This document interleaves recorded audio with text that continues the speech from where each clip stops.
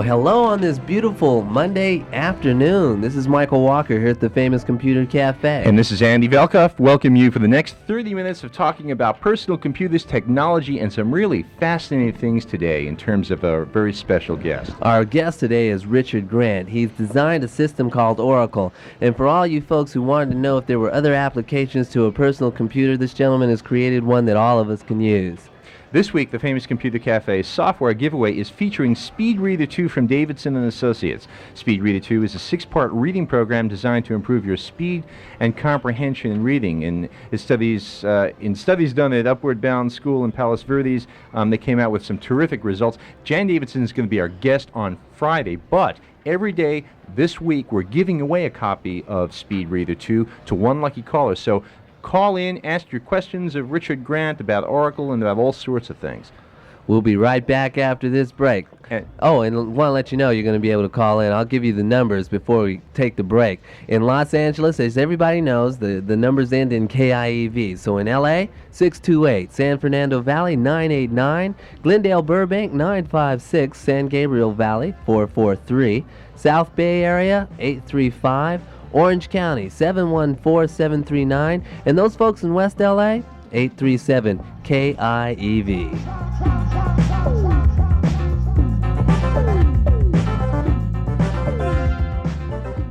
If Lotus had given you just one, a spreadsheet that's up to 50 times faster than other spreadsheets, with every statistical and financial formula you'll ever need, and the largest workspace on the market. that would have been enough.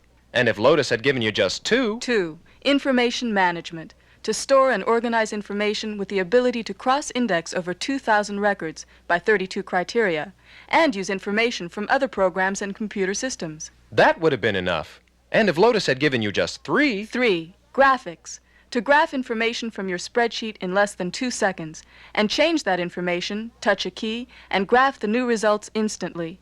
Graphics as a thinking tool. that would have been enough. But Lotus has given you more.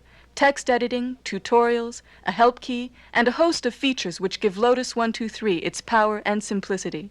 Lotus 123 is available at the Software Spot, 10977 Santa Monica Boulevard in West Los Angeles. Or phone 213-477-7561. That's 213-477-7561. The Software Spot, the oldest independently owned and operated software store in Los Angeles. A soft sell dealer.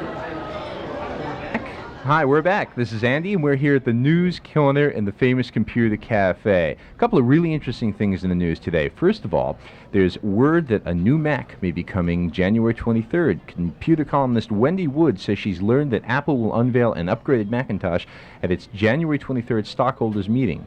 In an exclusive in her News Bites weekly newsletter, Wood says, dubbed the Mac XL, the new machine is similar to the Lisa, has 2 Sony disk drives and at least 1 M of RAM. 1 megabyte. 1 megabyte of RAM, and will have basically the same internal circuitry as the Lisa. It's estimated to cost $39.95. She says, my sources also indicate that all future Apple products will have white cases. Apple apparently is abandoning the beige exterior last seen on the Macintosh, following recommendations from its PR firm. Alaska Data Network starts. Apparently, the North Country has gone online. According to Communications Daily, AlaskaNet, a statewide packet data network, has opened for business. The $2 million system, supplied by TimeNet, is accessible through Anchorage, Fairbanks, Juneau, and Prudhoe Bay. New Videotech service planned. Nova Communications Systems of Spark Hill, New York, plans to launch a national Videotech service in June called Pneumatics. Online Today learned recently. According to the company's marketing director, Tom Rona, a subscription fee of $29.95 will give the customer 6 months of unlimited access to the network 24 hours a day. Okay, here's an interesting article. Apparently more students are learning to program. A rapidly growing number of college freshmen can program computers, 50.6% this year, compared with 37.5% just a year ago. That's one of the results of the 19th annual survey of freshman attitudes. Okay. According to Isaac Asimov, computers will bring predictability to the U.S. legal system, which Richard might be interested, resulting in more justice and fewer cases. He indicates in an article in the ABA Journal, a machine will have to be cold-blooded indeed to match the cold-bloodedness of human beings in courts. Asimov compared the predictability of legal outcomes with the way armies of Renaissance Italy would study their chances of winning an approaching battle. He says, when one captain saw that he was in a position of such disadvantage he would surely lose. If he fought, he didn't fight but gave up and marched away anyway. Okay, here's an interesting article. Teen cracks computer for police. For those of you who are sick and tired of hearing bad news about youthful computer crackers, here's a story about a Minneapolis 15-year-old computer enthusiast who helped police rummaging through computer disks of a man who was thought to keep electronic records of the sexual abuse of children. According to the Associated Press, the boy's efforts reportedly resulted in the man's arrest. Wow. And last but not least, Tokyo's Fujitsu company has developed what it claims to be the world's fastest computer. The supercomputer, tentatively named VP400, is capable of more than 1 billion operations per second, and company officials say it will be available for marketing later this year. That's it in the News Corner, and we'll be back right after this.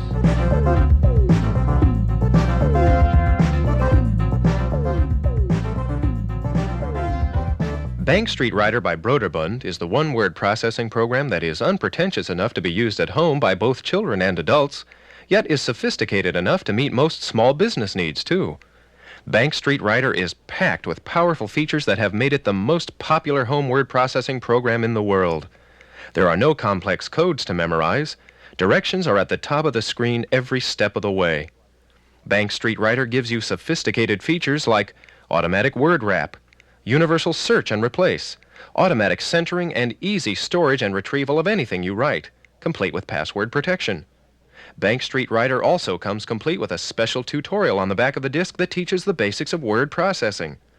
A comprehensive reference manual and free backup disk are also included.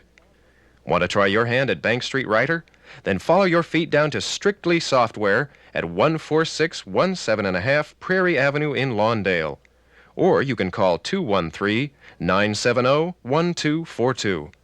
Strictly Software, a soft sell dealer.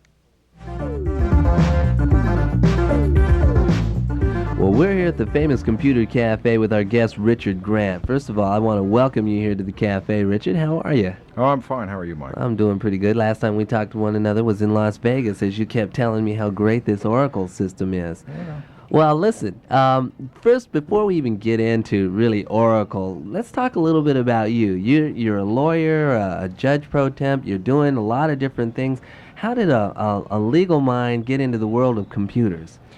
Well, the actual involvement in computers came as a result of trying to grab a law office and get it under control when I started to practice law. I found that clients hated like heck to get bills that said $10,000 services rendered, when they would call you up and say, "What is this?" And I decided to try and break down the billings, but the more specific I got in trying to inform the clients as to the nature of the work that was performed in some detail, the more bureaucratically burdensome it became.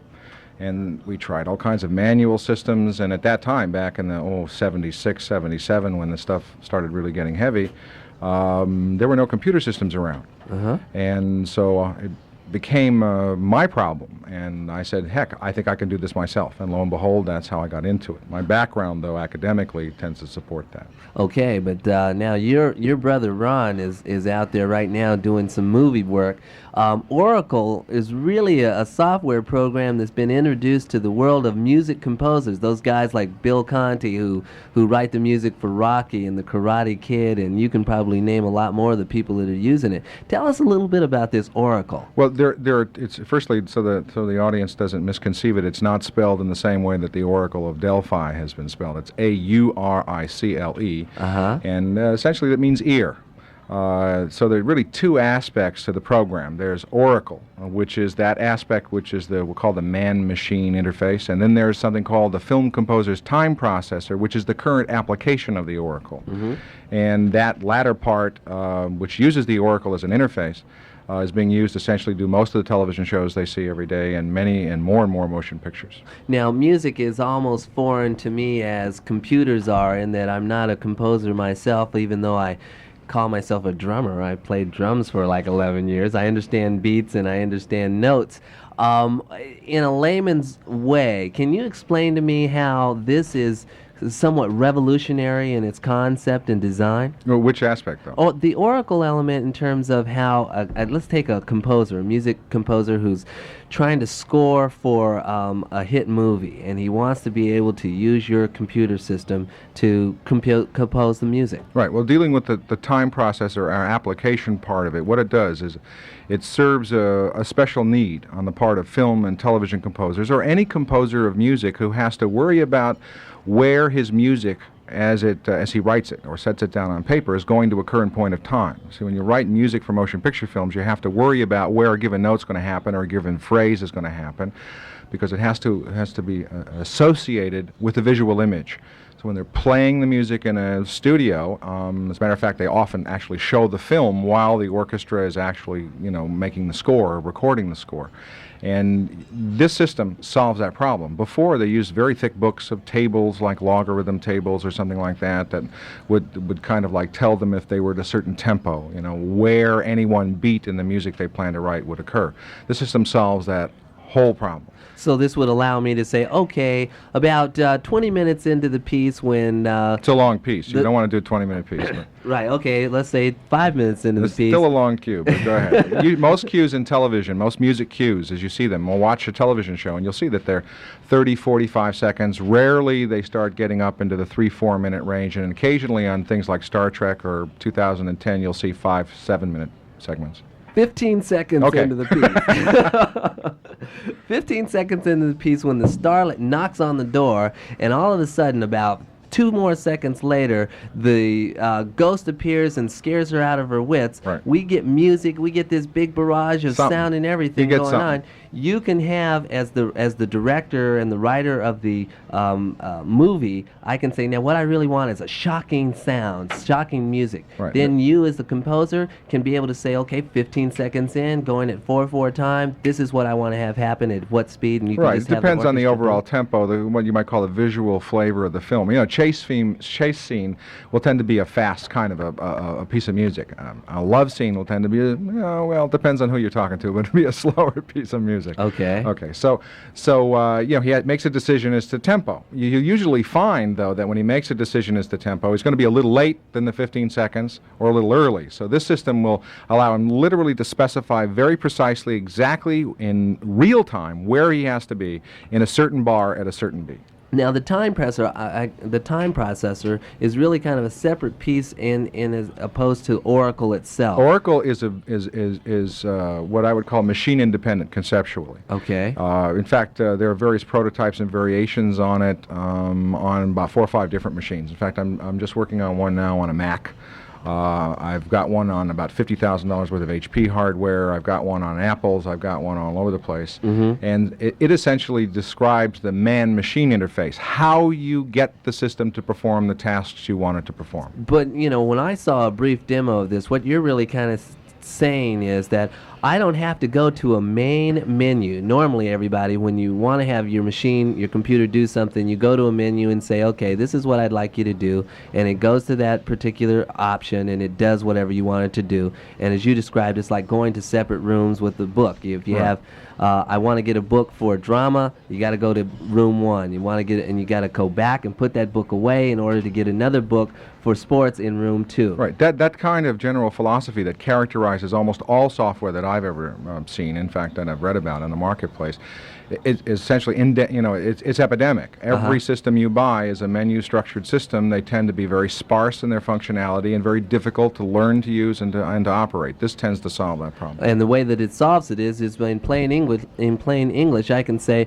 get book 1, get book 2, get book 3, without having going through all these different motions. Right. It's a natural. We can argue all day long about what's natural language, but it's a natural language-driven system, which has absolutely no preconditions to the acquisition of any task in its vocabulary. Super. Well, when we come back, we're going to open the lines up so you guys can ask some more questions and help me out here.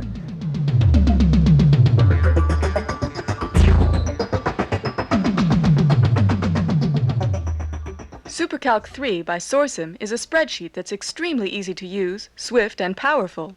and it's priced lower than most other leading spreadsheet programs. SuperCalc 3 has all the built-in functions expected in a high-quality spreadsheet, and a lot more. SuperCalc 3's features include an on-screen help function, spreadsheet consolidation and sorting capabilities, calendar and date calculations, simple data management, functions, and windowing. The integrated graphics capability is superbly presented, allowing plotting and printing of charts in up to 99 colors. SuperCalc 3 provides you with the ability to create pie charts, bar charts, line charts, and XY graphs. The graphics are integrated into the command structure, so once you learn SuperCalc 3, plotting and graphing the results of your calculations is as easy as pie. To get a taste of the simplicity and power of SuperCalc 3, walk into Simply Software, where they'd love to whip up a quick demonstration. Simply Software is located at 3001 Sepulveda Boulevard in Manhattan Beach, or call 213-546-2467. That's 213-546-2467. Simply Software, a soft sell dealer. Well, we're back here at the famous Computer Cafe, and of course what I'd like to do is open up the lines. It seems that Michael Walker is on the line, number 2. Michael, how are you? I'm fine. How about yourself? Well, I guess I'm doing pretty good. You got my name, huh? Yep. Well, you can't be all that. You can't be all that bad. What's your question?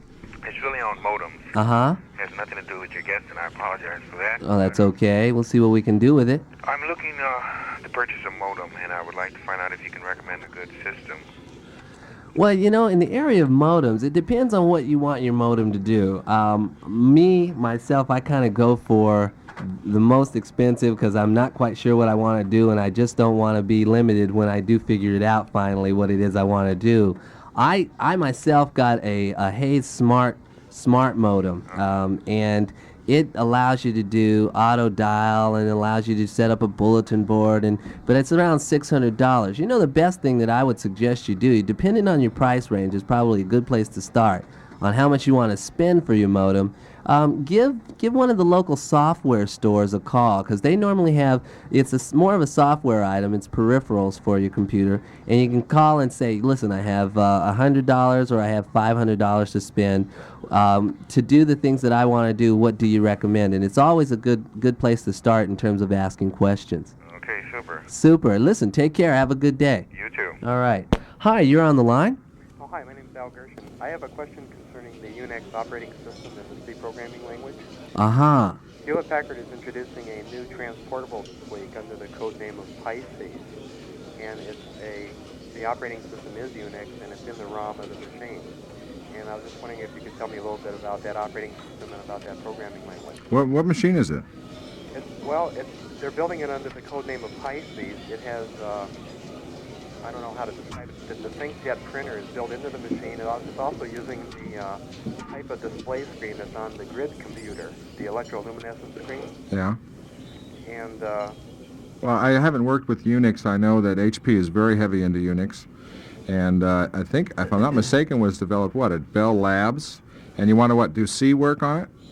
right, well, There's a lot of text available. I haven't worked in C, but I have read about it, and I think it was developed by Dennis Ritchie at Bell Labs, and he's, in fact, got a couple of books out on it. what are some of the advantages of the Unix operating system looking over I mean, you get, as far as I'm concerned, you're just going to get me into a philosophical discussion. I find no advantages in any operating system, as far as I'm concerned. They all tend to be, you usually grow out of every one of them in some way or another. If I'm not mistaken, and I'm not that experienced with Unix, it tends to be somewhat of a multitasking environment. I see. How about the C programming language? The C programming has been, I have some friends who treat it as a religion and are very high on it, but I can't tell you personally because I haven't written in it. Well, thank you very kindly. You're welcome. Thanks for your call, Al.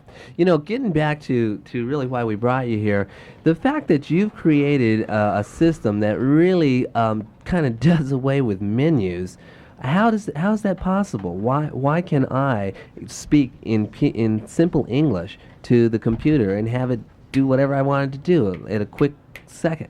Well, how is it done? Yeah, I mean, well, you don't have to give us your trade secrets, but I mean, well, I guess I asked the question before. Well, if this is such a great thing, how come you're not a super duper millionaire? Well, it's yet? only been out actually on the marketplace for about 6 months, and the computer world right now is in a period of transition. It's really, it's barely out of the womb. 100 years from now, it'll look like the Dark Ages. Everybody's coming up with new ideas. The large companies tend to avoid getting into innovative products. The classic example is IBM, who makes very good things, and Apple, who makes very good things. IBM didn't touch the personal computer market until Apple had paved the way. They tend to approach marketplaces not because they have something innovative to offer, but because the marketplaces have proved themselves to be profitable, and so you'll find the large companies tending to stay with what works. And of course, new ideas haven't been proved to work yet, so they wait for entrepreneurs to come out. As a matter of fact, most new ideas in the history of mankind come from people not with large businesses or part of the institutions. It happens in science back in the 1800s and even the 1700s. The new ideas always came from the people in the garage. And ultimately, if they were lucky, got funding, they became 3M. And now, and that's the way the world works, and it takes time. Well, do you feel like you're fighting two different battles? I mean, you've got the one of computer technology, especially the fact that most people aren't into computers just yet. I mean, everybody's heard I hope about to solve that problem. You see, I think most people, in Time magazine reported that last April in an article that had Bill Gates from Microsoft on the cover, which said that unfortunately computers are not nearly as widely accepted as people might tend to believe, largely because until they begin to act like human beings, until computers begin to conform to the humanity sitting in front of them rather than trying to require humanity to conform to it, they're going to stay as very fancy kind of bibelots on your shelves and gather dust. Most people aren't using them. They're very frustrated with them. Oh, well, it seems to me that that's exactly what Oracle is trying to do. Oracle solves that problem. Virtually all the people, and I mean, we're talking about big composers and big-time people nowadays, that bought it never had a computer, never had any experience with the machine. I think of only maybe 2 of my buyers or owners actually had machines. They were, in fact, those 2 who bought them had Apples and actually decided to buy another machine, the Commodore, to run it on because they were so impressed with the software. And that impressed me because finally it was changing the emphasis, that really the software dictated the hardware and not the other way around. Well, then that gets me to the second part of the uphill battle, in that you're talking about a thing called a time processor. I mean, word processing is still a very foreign term to many of us, and yet you're talking about time processing. Well, time processing, sounds a little but esoteric out there. I mean, well, to the music profession, it doesn't, because essentially what it really does is manipulate the timing of music, and so it either deletes, inserts, adds time, spreads time, thins time, thickens time, so that your musical compositions can be stretched or shrunk to fit, like a tailor, to fit the film. That's why it's called a time processor. So if in a normal set of counts and beats, it's a 4/4 time frame, you're telling... 4/4 sets the meter, right. Okay. It could be phrasing, but that just means 4 beats to a bar, 1 beat meaning a quarter note. If something happens in half that time, you can be able to move my music, create my music so it compacts itself, so to speak? Yes, so to speak. You got to be careful with that because you might there's a point at which the music begins to suffer from that kind of compaction. Got it. Well, we're going to take a call. Hi, you're on the line. Hi, my name is Danny. Hi, Danny. Hi, I have 2 questions for Richard. Okay. Okay, what kind of things does this computer do, and what is it aimed at? Well, there are two parts to that question, really, from where I sit. There's the application side of the current application, which is designed to go to film composers, television composers, people who do commercials, like the guy who does all the McDonald's commercials has one. That's the application side of it, and that's to help people who do music for with a multimedia emphasis, like when you have to do it for television or motion picture. That's the application. The other side is the Auricle, which is the man-machine interface. It can go on any computer and be the way or the means to access to any software application that's on the horizon at the moment.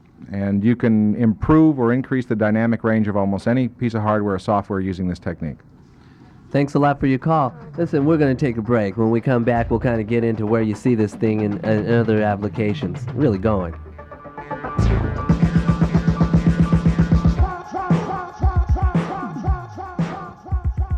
Start with the world's best-selling database system. Give it enhanced features to make it faster, more powerful, and easier to use, and you have the makings of a software heavyweight. DBase 3, Ashton Tate's hot new package for your 16-bit PC.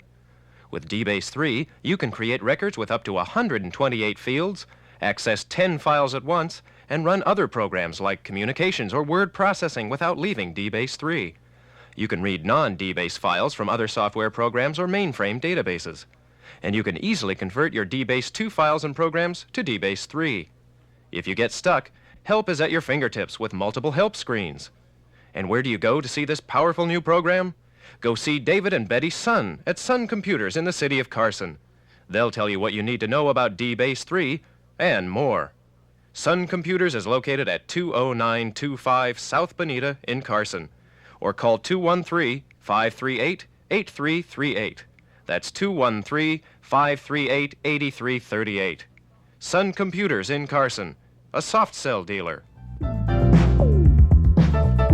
you know, I'm always curious, really, where something like this is going to go. We only have a couple minutes to really wind down, but where do you see this thing going, Richard? Well, I've adopted a kind of a basic marketing philosophy. I tend to want to see it as the first Dolby of the computer industry. In effect, a device or mechanism, a process or procedure which expands the dynamic range of any application, operating system, or computer that's now in the marketplace or might later, be conceived. In fact, I'm talking to a couple of companies, including one I think it's called Industrial Computer Technologies, about licensing the technique for their applications, or for at least one or two applications they have in mind. And I'm not sure what they have in mind, but I can tell you it's about as far away from music as music is from plumbing. So really, you could an individual could take your Oracle and really create it to do whatever they wanted to do as an operating system. It's a man-machine interface, so it's independent of the tasks that any system you might want to design is intended to accomplish. Incredible. Listen, how much does something like this cost? Well, the Oracle as a license is a rather expensive item. Okay, so that's not something the audience might be interested in. The actual time processor, which is the first application of the Oracle on the market, is $595 to composers. Okay, so for those listeners who are interested in getting in touch with you, give us a number. Oh, they can reach me at 990-8442, area code 818, Oracle Control Systems. Say it again for us. Oracle Control Systems, area code 818-990-8442. And we'll be right back after this break. No, just a break.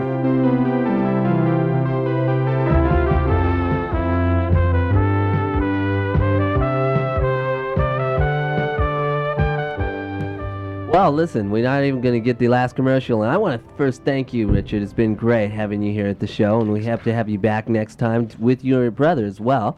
Let's see, who's on tomorrow, Andy?